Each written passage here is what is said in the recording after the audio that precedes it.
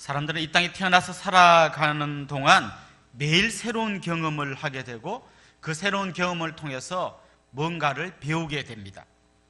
어린아이들은 배가 고플 때 울면 먹을 걸 주는구나, 그래서 배고프면 울고 울면 주고 이렇게 돌아가는구나, 이걸 배웁니다. 만약에 아이가 좀 실수해가지고 뜨거운 데다가 손을 갖다 대는 바람에 손이 데었다고 생각해 보십시오. 이런 거 만지면 큰일 나는구나, 그걸 배웁니다. 그래서 나중에 엄마가 장난친다고 아이 손을 잡고 막 뜨거운 데로 가까이 천천히 막 하면 애가 막 안 가려고 합니다. 이미 배운 거죠. 여기 대면 큰일 난다, 이걸 배운 거죠. 이제 나이 들면서요, 이제 하나하나 배워갑니다. 어릴 때부터 시작해서 50, 60, 70, 80 되도록 계속 이런 건 이렇고 저런 건 저렇고 이럴 땐 이래야 되고 저럴 땐 저래야 되고 계속 배우면서 살아가는 거죠. 그런데 이렇게 우리가 배워서 맞아 이거야 라고 우리가 생각하는 것들 중에 아닌 게 있어요. 진실이 아닌 게 있어요. 잘못 입력시키는 경우도 있어요. 엉터리로 입력시키는 경우도 많이 있습니다. 이런 말 하거든요. 미국 일주일 갔다 온 사람이 10년 산 사람보다 미국 더 잘한다. 잠깐 일주일 보고 와갖고는 그게 미국의 전부라고 이야기하는 거죠.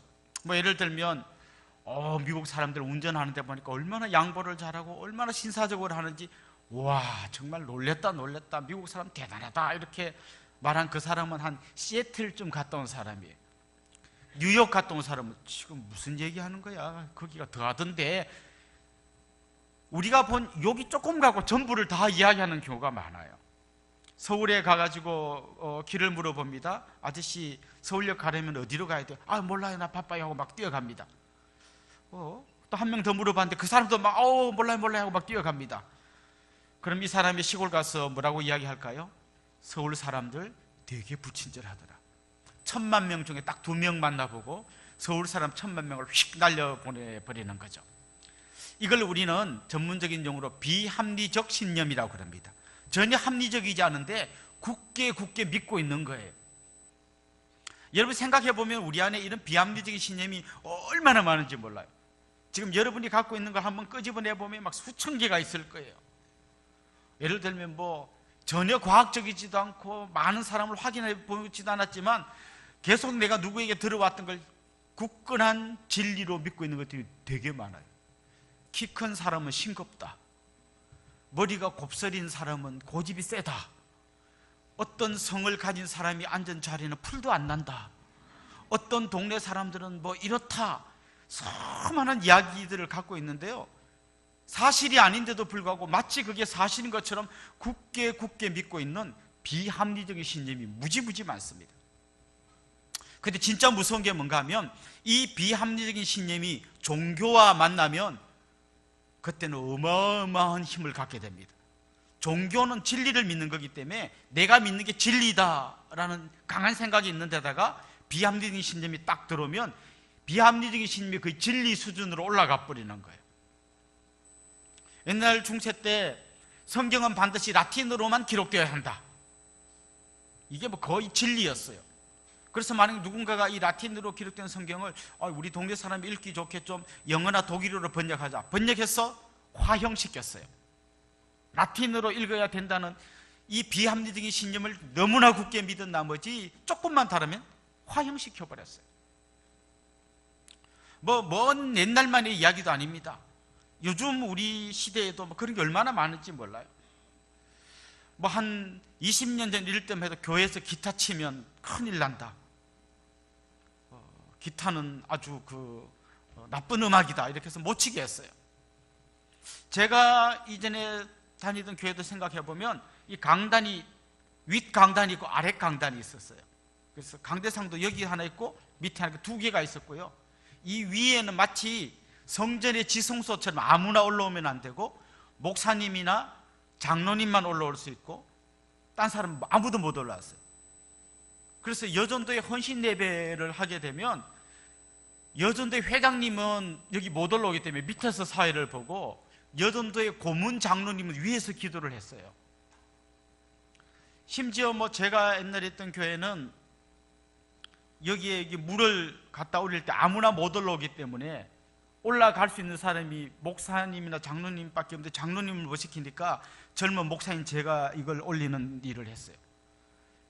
이게 성경적인 진리냐 하면 그건 아닌데 마치 이게 성경적인 진리인 것처럼 모든 사람이 굳게 믿고 있는 거예요.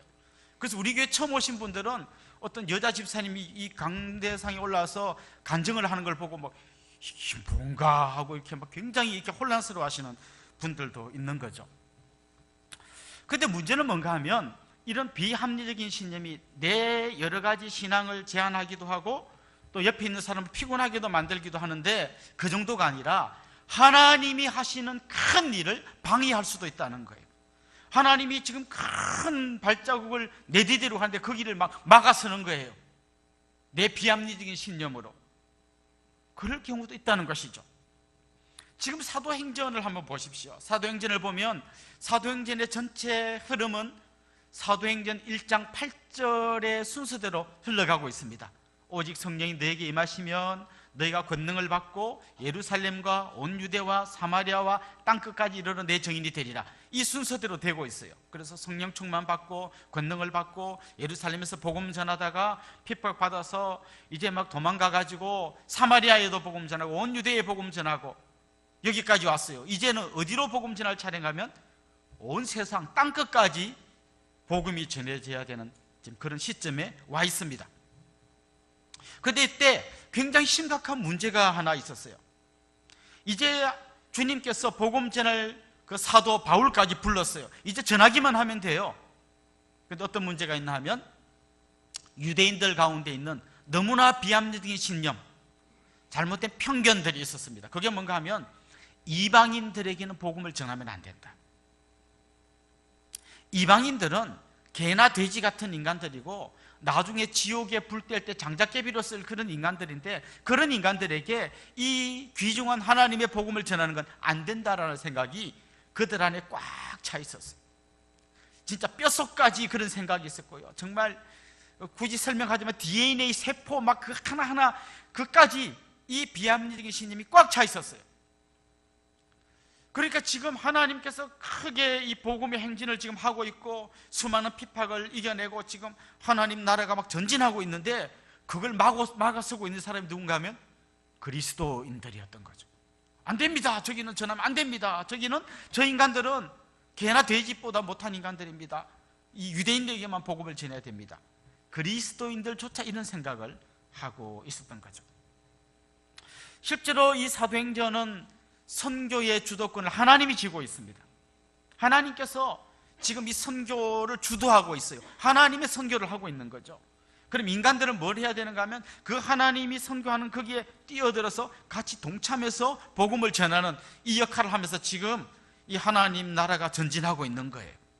그래서 지금 하나님께서 이제 이거 할 차례다, 이방 땅에 복음을 전할 차례다, 그럼 여기에 뛰어들어서 아멘 같이 합시다 하고 막 뛰어들어야 되는데 자기 안에 있는 편견, 비합리적인 신념 때문에 그걸 못하겠다 하고 가로막고 있는 것이죠.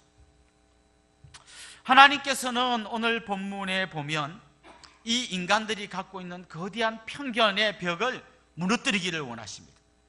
그래서 이 복음의 행진을 가로막고 있는 이 편견의 벽을 무너뜨리고 땅끝까지 복음 전하기를 원하셨습니다. 그래서 특별히 오늘 본문에 보면 베드로와 고넬료를 사용하셔서 그들이 갖고 있는 거대한 편견의 벽을 무너뜨리려고 하고 계십니다. 이렇게도 할 수 있거든요. 이 벽을 무너뜨리는 건 힘드니까 그 벽에 작은 구멍을 내가지고 조금씩 하면 되지 않겠냐. 그럴 수도 있습니다. 예를 들면 무명의 그리스도인이 무명의 이방인에게 복음을 전하면 그냥 둘이만 아는 이야기예요. 다른 사람은 몰라요. 그러니 뭐 방해하고 말 것도 없고 그냥 복음 전하면 되는 거죠. 근데 하나님은 지금 그걸 원하지 않으시고 아예 이 이방인에게 복음 전하면 안 된다고 하는 거대한 편견의 벽 자체를 와르르 무너뜨리고 거기로 그냥 힘차게 하나님 나라의 군대가 행진하기를 원하셨습니다. 그래서 하나님은 무명의 사람들이 몰래 그렇게 알아서 하는 게 아니라 누구나 다 아는 초대 교회의 최고 지도자였던 베드로를 부르셨고 너무나 유명한 이방인인 고넬료를 부르셨습니다. 그래서 이 두 사람을 통해서 오랫동안 갖고 있던 이 편견의 벽을 허물고 복음이 힘차게 세상 가운데로 전하게 되기를 하나님 원하셨어요. 여러분, 이 지금 말씀의 그 우리 스스로를 한번 비추어 봅시다. 혹시 내가 갖고 있는 어떤 편견이나 내가 갖고 있는 어떤 잘못된 비합리적인 신념 때문에 복음이 전해지는데 방해가 되고 있지 않나? 저도 이 말씀 앞에 서서 저를 한번 비춰보니까 참 옛날에 내가 이렇게 굉장히 고리타분한 사람이었던 것 같아요. 생각해 보니까 제가 고등부 학생 때 회장이었는데요, 내 친구가 저한테 이런 고민을 이야기했어요. 야, 나 사실 여자친구랑 사귀다가 헤어져 갖고 요즘 너무 힘들고 진짜 막 죽고 싶은 마음도 들고 이래가지고 교회를 한번 다녀볼까 싶은 생각이 든다. 그때 내가 막 그래 우리 교회 가자 막 이래야 되는데 있죠, 이런 생각이 들었어요. 이렇게 여자나 찝쩍거리는 있는 놈이 우리 교회 와가지고 우리 교회 여학생들을 찝쩍거리고 하면 이게 우리 교회가 뭐가 되고 또 나 전도했다가 나는 뭐가 되겠나. 그래서 오지마 이렇게는 안 했지만 이렇게 막 빙 애둘러 가지고 교회가 뭐 꼭 뭐 이렇게 뭐 이런 데는 아니고 하면서 뭐 이거 오라는 건지 말라는 건지 못 알아먹게 막 이렇게 막 말했던 기억이 나요. 또 막 그 우리 교회에 우리 다니는 우리 남자애들 중에 막 그때 좀 껄렁껄렁한 애들이 입고 다니는 뭐 이상한 바지 있어요. 이렇게 팡팡짐한 바지, 그걸 입고 다니면 이렇게 딱 보면 쟤 좀 노는 애구나, 껌 씹는 애구나 하는 느낌이 들게 교회 할 때 뭐 이래가지고 온 애 있었어요. 그 제가 또 막 회장으로서 막 사명감에 불탔어. 야, 너 교회 할 때 그런 옷 입고 오지 마. 그럴 거면 교회 오지 마. 라고 했어요. 그러니까 내 틀에 딱 내가 갇혀가지고 하나님 나라의 복음이 전해져야 되는 걸 내가 지금 생각해보면 그걸 다 막고 있었던 거예요. 야, 너 정말 한번 주님 앞에 가서 너 모든 고민을 털어놓고 정말 주님의 만져주심과 위로를 경험하자 막 이랬어야 되는데 그러지 못했어요. 지금도 얼마나 수많은 편견과 잘못된 이런 생각들이 하나님 나라 복음을 막고 있는지 몰라요. 어떤 분은 그런 얘기해요. 왜 시어머니 한번 전도 한번 해보시죠. 솔직히 말해서 우리 시어머니가 예수님 믿고 천국 가서도 우리 시어머니 만날 걸 생각하니까 너무 머리가 아파서 나 복음 안 전하고 싶다는 거죠. 자기의 이 편견이 이 복음의 전진을 막고 있는 거죠. 왜 수영장에서 만난 그 날라리 언니, 아까 저하고 비슷한 생각이죠. 괜히 저런 날라리가 우리 교회 와가지고 물 흐리고 또 내가 저런 날라리 전도했다고 욕먹는 거 아닌가 이래가지고 전도 안 하는 거죠. 때로는 우리가 불신자들에게 복음 전하려고 할 때 우리의 편견과 비합리적인 신념이 가득 차 있는 거죠. 내가 저 사람보다 얼굴이 못생겼어, 공부를 적겠어, 내가 뭐 집이 작아, 뭐 하나도 내가 저 사람에게 꿀릴 게 없는데 내가 왜 저 사람이 아쉬운 소리 해야 교회 좀 가두시면 안 돼, 왜 내가 이렇게 비굴하게 이래야 되냐, 이런 생각 때문에 하나님 나라 복음의 그 전진을 막는 거예요.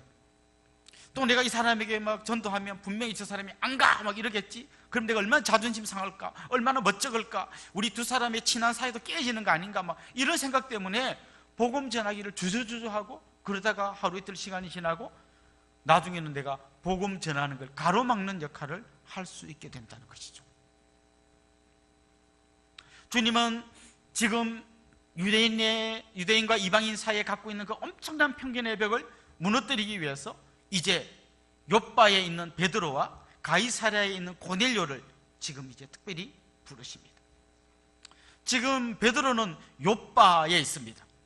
그 바닷가에 있는 아름다운 도시 욥바에 있는데 혹시 여러분 욥바 하면 떠오르는 인물이 있는지 모르겠어요. 구약에 보면 요나라는 선지자가 있습니다.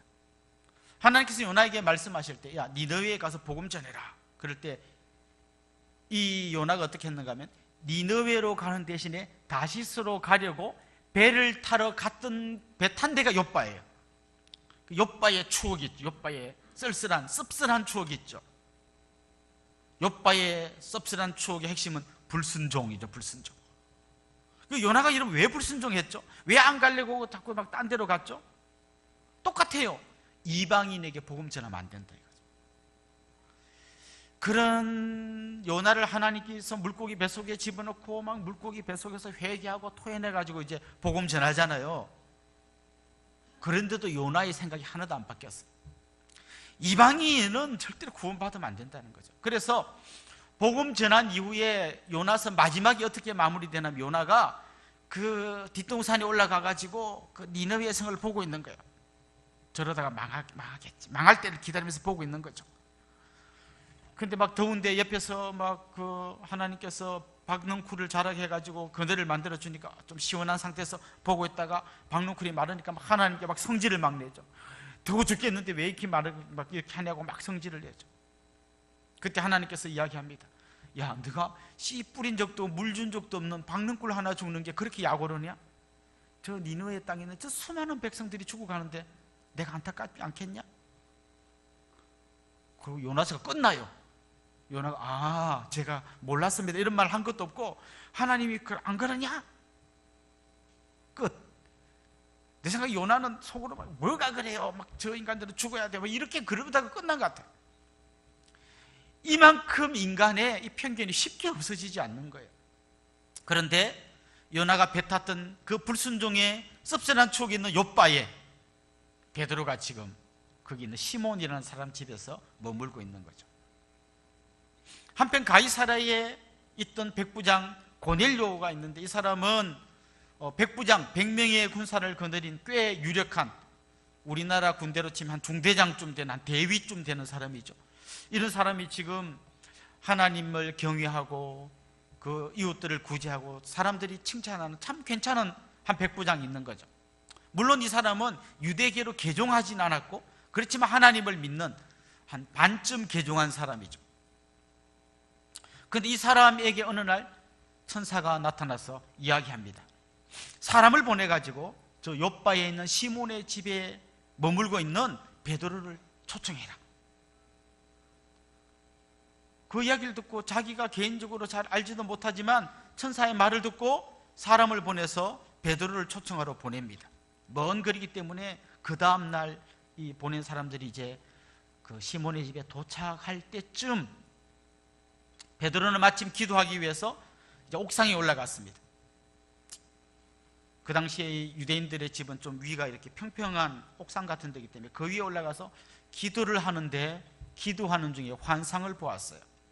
그릇이 내려오는데 어떤 보자기 같은 그릇이 내려오는데 내 귀가 묶여 있고 뭐가 쭉 내려와서 뭔가 싶어 봤더니 그 안에 여러 가지 동물들이 있는 거예요. 뭐 기어다니는 거, 뭐 날아다니는 새 종류, 뭐 여러 동물들이 있는데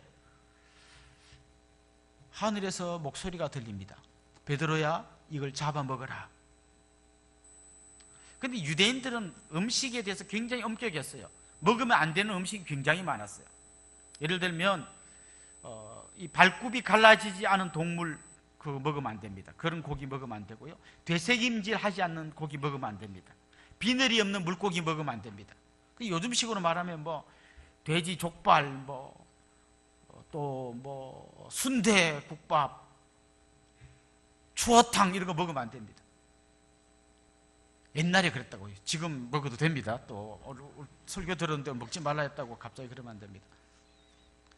그런 거는 먹지 말라는 그들의 그 정결법이 있습니다. 그런데 하늘에서 내려온 보자기 안에 보니까 그런 게 막 잔뜩 들어 돼지도 있고 막 미꾸라지도 있고 그러니까 하나님 저 이거 더 더러운 거 부정한 거 먹지 않습니다. 그때 하나님께서 말씀하십니다. 하나님께서 깨끗게 한 걸 속되다고 하지 말아라. 그리고 그 보자기에 올라갔다. 그걸 3번이나 그 장면을 보여줍니다. 베드로는 이 환상의 의미가 뭔지를 잘 몰라요. 이게 뭐지? 그러고 있는데 마침 고넬료가 보낸 사람들이 도착해서 이야기합니다. 우리 가이사라에 있는 백부장 고넬료가 보내서 왔는데 이 사람은 이러고 이런 사람인데 베드로 당신을 초청합니다. 그래서 베드로가 이제 그쪽을 향해서 가죠. 그러면서 베드로는 지금 그가 봤던 환상과 지금 일어나는 이 사건을 이제 막 연결지어서 깨닫게 됩니다. 하나님께서 이방인에게도 복음을 전하라고 하시는 거구나. 그동안 오랫동안 하나님 저 더러운 것들, 거기는 뭐 음식을 안 먹을 뿐만 아니라 저 이방인들과 교제하지 않고 막 저런 인간들하고 만나지 않는 그들만의 이 거룩성을 지키려고 했던 자기의 생각이 얼마나 좁고 편협한 편견이었는가를 깨닫게 되는 거죠. 실제로 구약에 보면 이 거룩을 어떻게 실천하는가 하면 주로 구별됨, 분리함, 가까이 하지 않음, 이런 걸로 거룩을 지킵니다. 그래서 예를 들면 더러운 거, 뭐 시체라든지 더러운 물건 그런 거 만지지 마라. 그리고 병든 뭐 나병 환자 이런 사람들 접촉하지 말고 그 사람들 분리시키고, 사람이 가까이 오면 막 부정한 자여 오지 마세요 뭐 이렇게 해라. 분리시키고, 이방인들과 교제하지 않고 그 철저하게 분리하고, 그 다음에 이렇게 단절시키고, 이렇게 깨끗한 것끼리 모아놓고, 이게 주로 구약의 율법이에요. 그런데 예수님께서 오셔서 이 거룩의 개념을 어떻게 바꾸어 주셨나 하면, 더러운 걸 만지지 않고 분리되는 것으로 거룩함을 지키는 게 아니라, 그 더럽다고 생각한 곳에 들어가 가지고 그 더러운 거를 거룩한 걸로 바꾸어 버리는 거예요. 나병 환자 더러우니까 가까이 하지 않고 분리되는 게 아니라, 나병 환자를 찾아가서 주의 능력으로 치유하고 그를 공동체 안으로 불러들이는 거예요. 사람들이 더러운 인간이라고 손가락질하던 창녀를 찾아가셔서 만나서 창녀의 더러움에 예수님이 묻어서 더러워지는 게 아니라 예수님의 거룩함으로 창녀를 성녀로 바꾸는 거예요. 이게 복음의 능력을 경험한 사람들이 경험해야 될 거룩이에요. 그래서 우리는 막 깨끗한 게 막 도망가고 막 안 믿는 사람하고 단절하고 우리끼리 모여서 그냥 기도만 하고 이런 개념이 아니라, 복음의 능력을 들고 세상 가운데로 들어가서 우리의 거룩함으로 저 거룩하지 않고 속된 것들을 거룩한 걸로 바꾸어 버리는, 바로 예수 그리스도께서 걸어가신 그 길로 걸어가야 되는 것이죠. 그래서 예수님은 처음부터 성천하시기 전에 예루살렘과 온 유대와 사마리아, 그리고 저 이방인의 땅끝까지 복음을 전하게 될 거라고 말씀한 것이죠. 그래서 예수님은 지금 이 환상을 통해서 베드로가 오랫동안 갖고 있던 편견, 오랫동안 갖고 있던 비합리적인 신념을 산산조각 내버리신 것이죠. 결국 베드로는 이 하나님의 뜻을 깨닫고 순종하여 고넬료의 집에 가서 복음을 전합니다. 그리고 고넬료가 자기 친척들, 주위의 지인들을 다 모아놓고 기다리고 있습니다. 그곳에 가서 하나님 나라의 복음을 전합니다. 예수 그리스도의 생애, 예수 그리스도의 십자가의 죽으심, 예수 그리스도의 부활, 그 능력의 주님을 증거했습니다. 그런데 그때 놀라운 일이 일어났는데요, 성령께서 그들에게 임재하신 거예요. 성령이 강권적으로 강림하신 거예요. 이 성령이 어떤 성령입니까? 오순절날 유대인들에게 부어주셨던 그 성령이 이전에 사마리아 사람에게 내려서 깜짝 놀랐는데, 이번에는 이방인들에게 이 성령이 내려오신 거예요. 그래서 오늘 본문에 보면 거기 같은 사람들이 깜짝 놀라는 거예요. 아니, 이방인에게도 성령이 내려오시는구나. 그때 그 오순절날 오셨던 그 성령이 지금 이방인에게도 똑같이 오신 거예요. 이제 이들은 한 성령님을 의지하고 한 성령님을 체험한 성령 공동체가 된 거예요. 그러자 이제 베드로가 그들에게 세례를 베풉니다. 성부, 성자, 성령의 이름으로 세례를 베풉니다.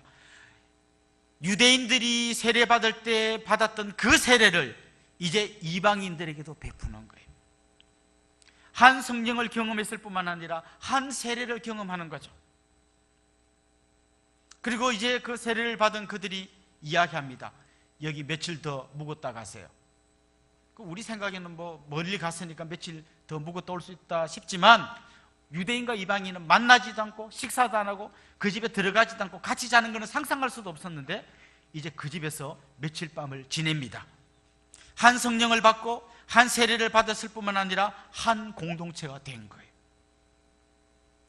오랫동안 그들을 누르고 있던 이 편견의 벽이 허물어지고 이제 하나의 공동체가 되는 감격의 역사가 일어난 것이죠. 결국 하나님께서 일하고 계시고 인간이 그 하나님의 일하심에 동참해서 하나님을 경험하는 과정 속에 지금 이런 몇 가지 통로들을 거쳐가는 걸 보게 되는데요, 이제 여러분들이 우리의 편견을 무너뜨리고 하나님의 일하심에 동참하고 하나님의 선교에 동참하기를 원한다면 우리도 동일한 이 통로를 좀 거쳐가야 되는데요, 첫 번째는 말씀이 있었어요. 가서 순종해서 가라고 하시는 하나님의 천사의 말도 들었고, 고넬료가 또 하늘에서 들리는 주님의 음성도 들었고, 이 들어야 되는 거죠. 성경이 완성되기 전에 이렇게 초자연적인 방법으로 하나님께서 알려주셨지만 이제는 신약 성경까지 완성되었기 때문에 이제 우리에게는 완성된 성경 말씀을 통해서 하나님 뜻을 가르쳐 주십니다. 그런데 성경 굉장히 보편적인 진리를 가르쳐 주세요. 예를 들면 이웃을 사랑하라 이렇게 말하지, 이웃 중에 누구를 어떻게 사랑할지는 이야기하지 않아요. 그런데 그건 어떻게 우리가 깨닫게 되는가 하면, 오늘 베드로가 그랬듯이 기도하는 중에 하나님이 우리 마음속에 내적인 음성을 들려주시는 거예요. 기도하는데 자꾸 누구를 좀 도우라는 마음을 주신다면 그건 하나님 주신 마음인 줄 알고 내가 순종하는 거예요. 또 어떤 방식으로 하나님의 뜻을 알게 되는가 하면, 하나님께서 환경을 통하여 알게 해주셔요. 마침 그 음성을 들었는데 나와 보니까 마침 그때 또 고넬료가 보낸 사람이 온 거죠. 이런 환경을 통해서도 하나님 깨닫게 해주셔요. 내가 말씀을 듣고 기도하고 환경 속에서 하나님의 뜻을 깨닫는 거예요. 자, 하나님의 뜻을 깨달았어요. 근데 그때 바로 우리가 순종해야 되는데, 그때 뭐가 생기냐면 우리 마음속에 편견과 잘못된 어떤 그 비합리적인 신념이 하나님의 순종을 막 가로막으면서 그건 아니잖아라는 생각을 막 주는 거죠. 잠시 이런 마찰이 있는 거죠. 그때 우리가 이게 하나님의 말씀인지 내 잘못된 편견인지를 발견해야 돼요. 그리고 이게 잘못된 편견이고 비합리적인 신념인 줄 알았다면 이걸 누르고 하나님의 말씀에 순종해야 되는 거죠. 내가 막 기도하는데 하나님 그런 마음을 주십니다. 우리 앞집에 저 세대에 아기를 낳았는데 내가 그래도 좀 가서 한번 미역국이라도 한번 끓여줄까? 막 하나님이 그런 마음을 막 기도하는 중에 주셔요. 그럼 아멘하고 가야 되는데 있죠. 또 이제 막 내 잘못된 신념이 막 올라오는 거죠. 이렇게 한번 했는데 막 나한테 착 달라붙어가지고 매일 미역국 끓여달라고, 애기 봐달라고 막 달라붙으면 어떡하지? 그럼 너무 피곤한데 가지 말까? 그때 이제 생각해보는 거죠. 정말 어느 게 하나님의 음성이고 어느 게 나의 편견인지를 내가 생각해보는 거죠. 성령께서 계속해서 우리에게 마음의 감동을 주실 때 내 편견을 누르고 하나님의 말씀에 순종하는 거죠. 나한테 못되게 하던 동서 정말 한번 나도 똑같이 갚아주고 싶어가지고 막 칼을 갈고 있는데 병원에 입원했어요. 잘 됐다 까불더니 진짜 아주 깨소금이다, 그냥 맛 좀 봐라, 막 이게 내 마음인데 성령께서 마음을 막 부어주시는 거죠. 가서 잘 섬기고 위로해 주라. 나한테 한 걸 생각하면 정말 제가 이가 갈려요, 못해요, 막 이런 마음하고 가라라고 하는 하나님의 마음이 같이 들 때 어느 게 내 편견이고 어느 게 하나님의 말씀인지는요 1초만 생각해보면 알 수 있어요. 답을 알았다면 내 편견을 깨고 순종하며 나갈 때, 그때 오랜 세월 그 두 사람을 가로막고 있던 그 편견의 벽이 와르르 무너지면서 복음이 힘차게 전진하는 놀라운 역사가 일어나게 될 줄로 믿습니다. 사랑하는 성도 여러분, 오늘 말씀을 들으면서 정말 하나님의 복음을 가로막고 있는 내가 되지 않기를 기도하기를 원하고요, 내 속에 있는 잘못된 편견들, 이것들을 찾아내기를 원해요. 특별히 사람은 나이가 들수록 많은 걸 경험하기 때문에 아는 게 더 많아집니다. 아는 것도 많아지지만 동시에 편견도 더 많아질 수 있어요. 그래서 누가 우스갯소리에 이런 얘기를 한 걸 들었어요. 50세가 되면 그 50세 된 사람의 생각을 바꾸는 거는 50km로 달리는 차에서 문 열고 내리는 것만큼 어렵다. 그럼 60이 되면 그럼 60km 달리는 차에서 내리는 만큼 어렵다. 그래서 저는 이렇게 생각해요. 매일 우리가 내 있는 편견을 깨트리고 나도 틀릴 수 있다. 하나님 말씀의 거울에 끊임없이 나를 비춰보고 내 편견을 깎아내고 내 잘못된 걸 잘라내고, 그러면서 점점 이렇게 나이 들어가면 정말 나중에 70, 80 됐을 때 그 후배들이 볼 때 나도 저런 장로님 되고 싶다, 나도 저런 권사님처럼 되고 싶다, 그런 분들이 될 거예요. 근데 만약 그 작업을 하지 않고 막 편견을 가득 채우고 비합리적인 신념으로 가득 차서 막 쫙 가면 젊은 사람이 흔히 말하는 꼰대가 될 수도 있어요. 우리 사실 그 기로에 서 있고요, 그게 내가 그런 사람이 되는 걸로 끝나는 게 아니라 하나님의 역사를 내가 방해하는 사람이 될 수 있다는 걸 알고 날마다 하나님의 말씀 앞에 나를 내어놓고 그 말씀의 거울 앞에 나를 비추면서 하나님의 말씀이 나를 다듬어가고 내 편견을 깨트려가고 내 비합리적인 신념을 내려놓고, 그래서 힘있게 말씀이 증거되어서 나를 통하여 복음이 내 주변으로 사방으로 전해지는 그런 귀하고 복된 은혜의 통로가 될 수 있기를 주님의 이름으로 축원합니다. 기도드리겠습니다. 하나님 아버지, 우리 가운데서 일하고 계신 주님을 찬양합니다.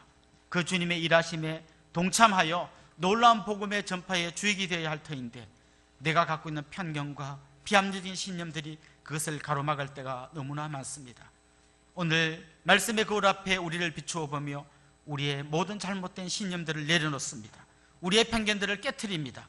주님 말씀 앞에 순종함으로 주님의 능력이 나타나는 그 현장을 보게 하여 주시고 주님의 선교에 동참하는 귀하고 복된 선교적 교회가 되게 하여 주옵소서. 예수님의 이름으로 기도드리옵나이다. 아멘.